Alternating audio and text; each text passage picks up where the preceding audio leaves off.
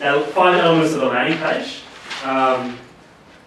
So we're going to talk about landing page now. So this is what I would normally look at on a landing page. So we're trying to basically generate a lead for some artwork, or we're trying to get people to fill out a form for an event, or we've got a new product we're about to launch, and it's probably a higher ticket item. Maybe we want people just to request information, so become a prospect, because prospects are easy to generate the leads, people wanting information.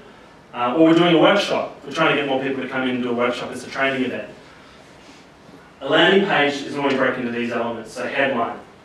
So let's say one of the art centres here, we're going to do workshops to try to get people in to learn how to do pottery, for example, pottery classes. I think that's what they do.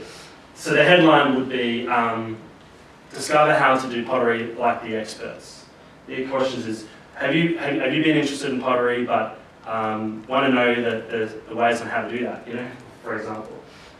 Features and benefits. Come to this pottery class. In this class, we'll show you how to. Does anyone know anything about pottery in here?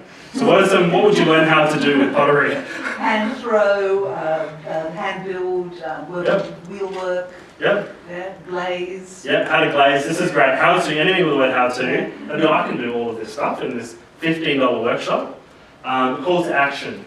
Fill out this form, limited places, registration of interest, Eventbrite or whatever platform, and then urgency, like 20 places available. That's a landing page that works, basically. And then you hit your database with that, and then you're trying to get, that number of bookings. And I normally like to do a registration of interest before getting them to pay online. You can actually get them to pay online. But registration of interest is a bit of a shy yes, so saying yes, and you follow up with payment later on. So that's a landing page example. Let's go with a piece of art. Piece of art perfect for motels, for example, or cafes, right? Questions. Are you looking for a piece of art for, and maybe you might go for different markets. You might go for your home, for a cafe, for a business. Here is a great piece of art. Here are the features, and then your unique points about that piece of art. Call to action. You maybe like a price point, or maybe not put a price point on it because you want them to inquire to ask for the price, so you can actually talk to them. Because if you give the price, sometimes they don't inquire. Price is a great way to get people to inquire. And then, this has just been released, so you're releasing that piece of art, making it look like it's going to go straight away, So, landing page, there's some key aspects of a landing page. Now, I'm going to give you a self-assessment. Now, we'll be able to give these slides out to everyone in the room. So, in terms of website and landing page, is that clear now what's the landing page and what's the website? Have I got that message across? And just quickly with that, are you then aiming to drive any traffic to your product, to your landing page, not to your website? Yes, landing pages work better than websites. Websites is a bunch of landing pages. A landing page is one particular marketing focus.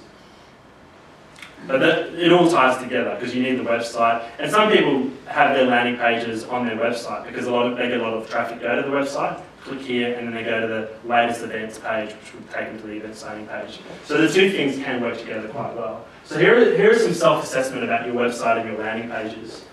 Are my messages clear? Is my content relevant to my target market? Does my content communicate what I'm offering? So features and benefits.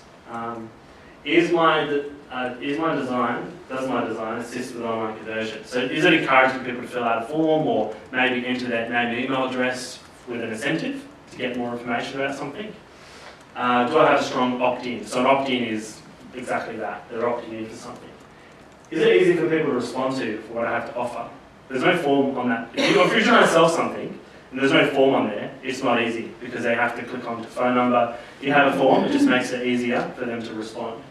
Am I utilising galleries well? I think with art, galleries is basically it. Your product is visual. So those galleries. And I think there are ways of doing galleries which could be more effective than the websites that I saw. Galleries, I really recommend if you do art, really look at the way you format your galleries. Having don't just have your art on there, have some key features about it as well, and relevant points. And how you categorise your galleries as well is quite important. So the simplification of trying to find, and maybe categorize based on application, if you're thinking marketing. What is this good for your home, for a business? Make those messages, because at the end of the day, they're the people buying the product. Can people easily buy what I have online? So if you are doing something transactional, is it easy for them to, the one thing in sales and marketing they say is, are you asking for the sale? Are you making it easy for them to respond? Am I tracking the results of my marketing? So how do you track if you don't have a form, And maybe have on your form, how did you find out about us? Putting in some tracking mechanisms. And there's things like tracking phone numbers as well. If you do get a lot of phone calls come through, you can actually track with phone numbers what keyword they typed in to make a phone call. And do I have relevant keywords placed throughout my website? You say that. I had an interior designer, so I have worked with some creative industries, and what they get business from overseas because their galleries. Now this is a really important point. Write this one down. If you've got a gallery on your website, save the file name as a keyword and put in the tags as keywords, because these guys have kitchen design galleries all over their website. And when people go to Google Images, they get traffic from everywhere. So they've got people typing a particular style of kitchen design. Because their image was saved as that keyword, it's ranked in images or for whatever reason, and they've actually got business from Europe from it. So I think the key aspect is save the image as the keyword. So, think of a keyword, for example, portrait photos camera.jpg, and then put that in the meta tags for the I've done this for a year. I've tracked all the results, and I found it's very easy for my images to top on the high rank of Google Images. But it's not for Google ranking in terms No. of search. Yes. So that's the painful part. So instead of just adding keywords to images, I found actually keywords in blocks that's actually work much better than Yeah. So keywords, the point you're making here is quite important. Keywords is more focused around content. So if you want to rank organically in Google, now just I'm going to say this, cramming keywords in your website will not make you rank in Google. It'll start the process, but it's more relevant to content. So three key areas of content. So how do you put keywords in your website so that it starts the process of ranking in Google? So once again, this is a whole workshop, but your title tags. So right at the top of the website, and maybe just Google title tags later on. Headlines, so anything with big fonts. So family photography camera or wedding photography camera, big headlines. And hyperlinks, so anything with a link. They're the three areas that work best for content. But SEO is a whole workshop, so I might move on from that. No, it's like a whole book that big. Yeah. But that will get you started. I just want to point you guys in the right direction. So you're thinking holistically about how these things work together. I might ask that, what time are we at? Because I feel like I need to go on express. 11:34.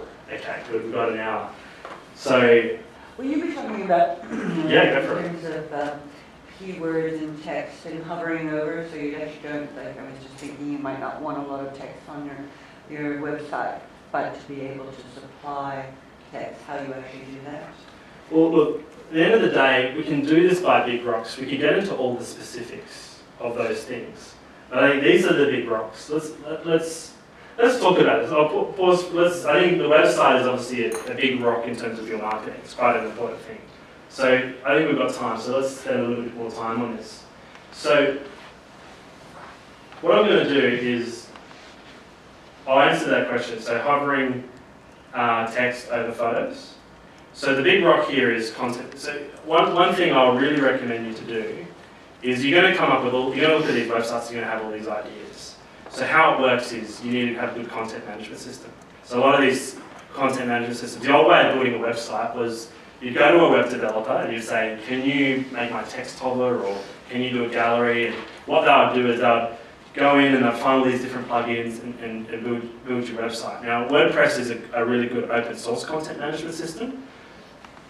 But what I'm finding I'm doing more is I'm going to cloud systems, right? So the difference between open source and cloud, I'll explain this. Because it's more about it's like MYB, you need a good system, basically, for your website. So an open source system is basically a way of managing your website. That's a platform to manage your website. And the whole of the world's community can contribute to how you build that website. So there's things like plugins. So for example, that what you said then would be a plugin that you could plug in. So if you're on, who's got a WordPress website? Who's got, let's say, Joomla? Okay, who's got Drupal? No. Who's, okay, Drupal. Who's got Magento, which is an e-commerce system. So what I'm doing is I'm flagging names of content management systems. So these are systems to manage your website. What about Dreamweaver? Dreamweaver, What do you say? yeah, Dreamweaver is not a content management. That's a software program to manage HTML. And you can manage your content in it, but most business owners don't use Dreamweaver.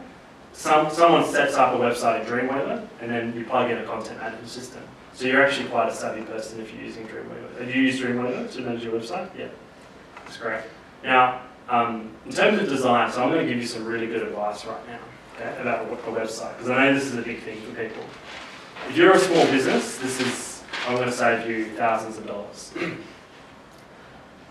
To get a really nice designed website, you normally have to spend quite a bit of money, right?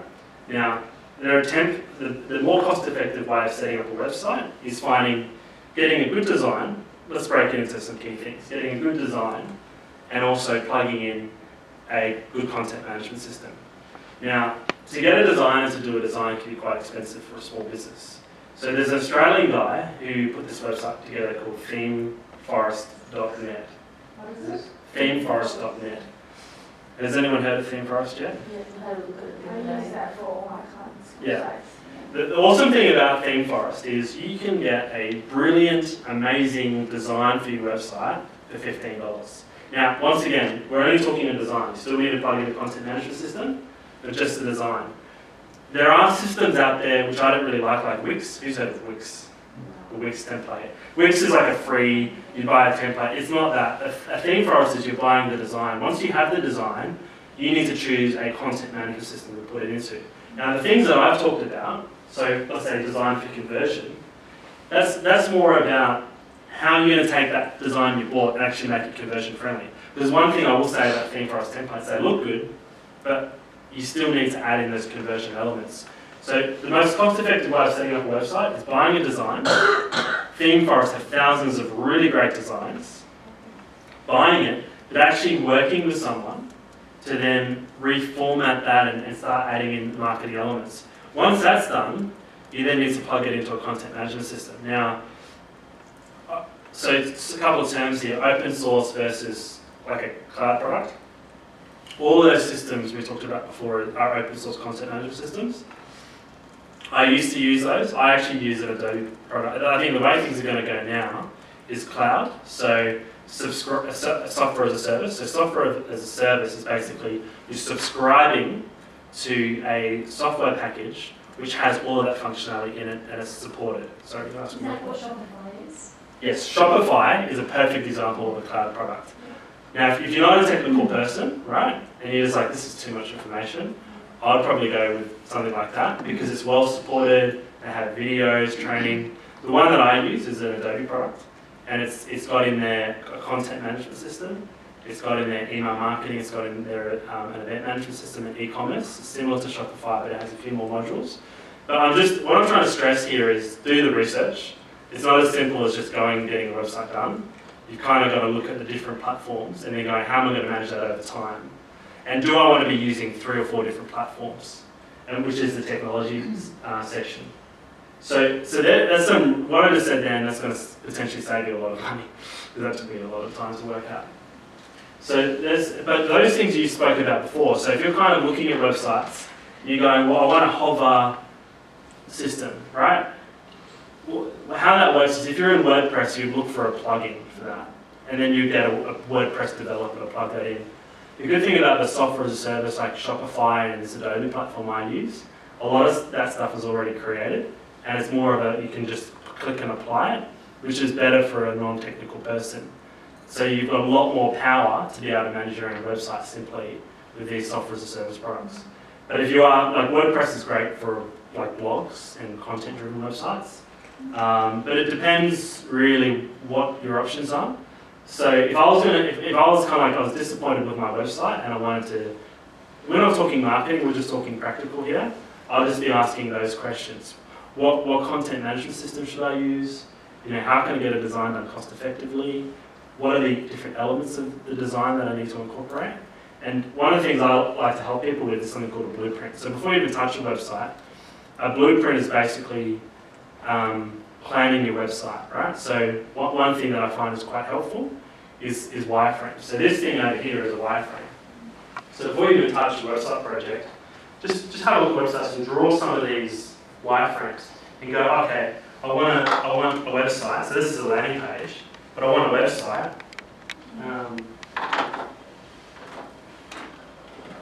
Here's a good example of a wireframe. The links across the top, maybe have a static sidebar. Right here, I'll put in my opt-in, name and email. I might have an incentive here, so if you buy opting in, you get this. Having the where on that's here. One thing with art websites I think are quite relevant is those sliders. Have you seen those sliders? So you come to the homepage, and then you're featuring the latest work or a new event. That slider is, I think, really important. And then having directionals, so making it clear for people to find what they want. So click here for my work, click here for why me, click here for our gallery. So wireframing is one of the sayings I like to say is there's only so many ways you can fold a piece of paper. So there's only so many ways you can design a website. The design, the creative aspect is what goes on top of that. Your colours and so on. I'd probably be more concerned about wireframes initially, and then look at how that will visually look later on. And you can get most websites are quite similar in look. Things that make them different are those sliders and those banners.